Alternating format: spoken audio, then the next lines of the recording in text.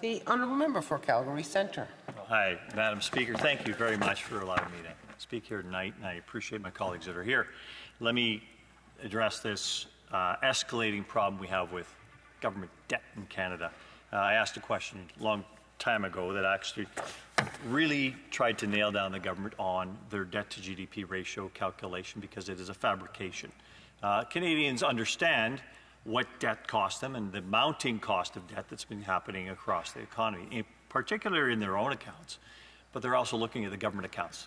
$47 billion is the projected amount the government's going to have to spend servicing the debt this year. And that's going to grow by about 50% to over $67 billion within 4 years because of this mounting and escalating debt this government is adding on to the backs of Canadians at the federal government level alone. Now, there's one thing I want to make sure people are clear about here. There's more than one debt in Canada. There's more than one government debt. So there's $1.4 trillion of federal government debt outstanding. Add in an extra $700 billion of provincial government debt, about $2.1 trillion of debt held by governments across Canada for a country whose GDP is about $2.25 trillion.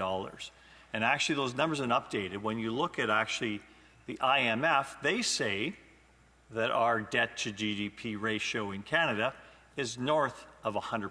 107% is their number, and yet this government, in their pretense, says it's 40%.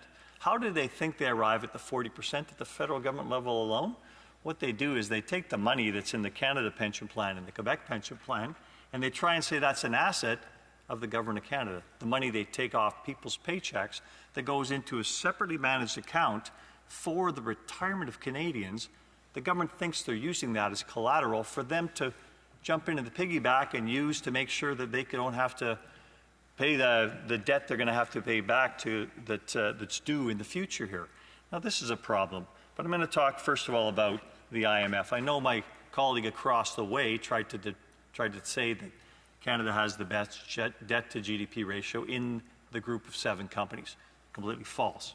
You need to look at that actual chart, and I can point him to that website if you'd like. There's another additional problem here, of course, because debt is not just government debt in Canada. Debt is personal debt and corporate debt. We call it non-financial debt. And so the personal debt alone in Canada is about $3 trillion. And on top of what the government debt was, which was $2.1 trillion, and then add the private debt on top of that, which is about another $3.75 trillion, you've got a massively debt-financed economy here in Canada. The amount of interest spent by Canadians is exorbitant and is going to continue to rise because of this government's profligate spending. We have got to get this under control. The problem with debt is once it's a problem, it's an escalating problem. There's a reason the International Monetary Fund was going to interfere in Canada's public budget processes back in the 1990s, and the reason the Chrétien government at that point in time had to intervene and cut the actual amount they spent on health care by half and put that on the backs of the provinces because the country was loaded up on debt and it had to be dealt with very quickly. The way they dealt with that was loading it onto the backs of the provinces. We're going to see the same thing again because this government is going to face a problem in the very near future. Would you please address this debt-to-GDP ratio that has to get under control? Thank you, Madam Speaker. The Honourable Parliamentary Secretary to the Deputy Prime Minister and Minister of Finance. Thank you, Madam Speaker. And the member opposite is a graduate of the Ivy School of Business. He knows numbers very well.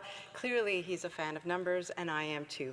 So I'll follow along his line of argument around the number 40, a debt-to-GDP ratio at 40%, Madam Speaker. Listen, as a woman in her 40s, I feel like I know this number well. The member opposite mentioned 40% debt-to-GDP ratio, and I understand why most people feel like that's a large number. After all, 40% is close to half. 40% is usually enough to be elected in a riding in Canada, so 40% can seem impressive to my Conservative colleagues. But when it comes to government debt, well, that's a different story. Speaker, do you know that when the U.S. last had a debt-to-GDP ratio of 40%, that would be in the early 1980s, before Ronald Reagan blew a hole in the American financial system with his irresponsible tax cuts for the very wealthy. So what's the U.S. debt to GDP ratio today? Well, in the U.S., it's around 120%. Yes, you heard that right. It is actually over 100%. Is the U.S. an isolated case? I don't think so. Let's look at our G7 peers. In France, it's over 90%. In the UK, over 100%. Italy is 140% plus. In Japan, it's over 200%. So what do these numbers tell us? First, Canada has the lowest debt to GDP ratio in the G7, and our comparative advantage is growing. Why does that matter?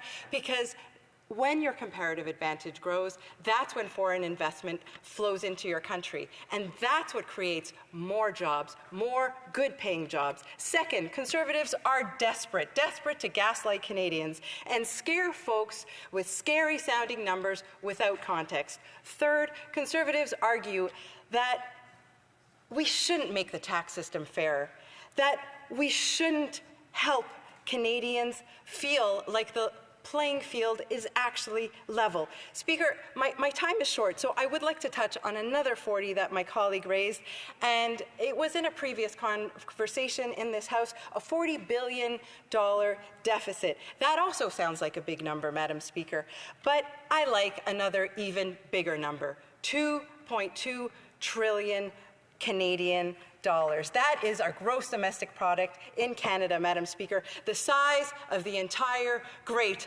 amazing, beautiful Canadian economy. That is $2,200 billion. That is what the deficit is measured against. And that means our deficit is actually below 2% of GDP. That is to be compared to about 6% in the United States and about 5% in France. Yes, Madam Speaker, numbers do matter. Context matters. The honourable member for Calgary Centre.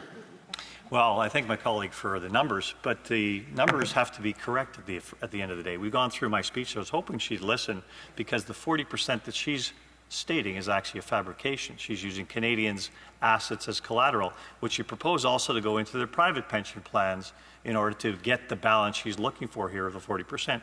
The number she states, as far as where the U.S. and France is, the comparable number for Canada is 107%. I challenge her to look at that very website she got those numbers off of for the other countries. 40% is a fabrication, 40% raids the piggy bank of the pension funds of Canadians, and that is not the federal government's money. We've talked about that several times in this House. She's also not counting the provincial debts, which are also on top of it and are included in the other numbers in the country she's referenced along the way here. Her numbers need to be more forthcoming. She needs to be more forthcoming with Canadians.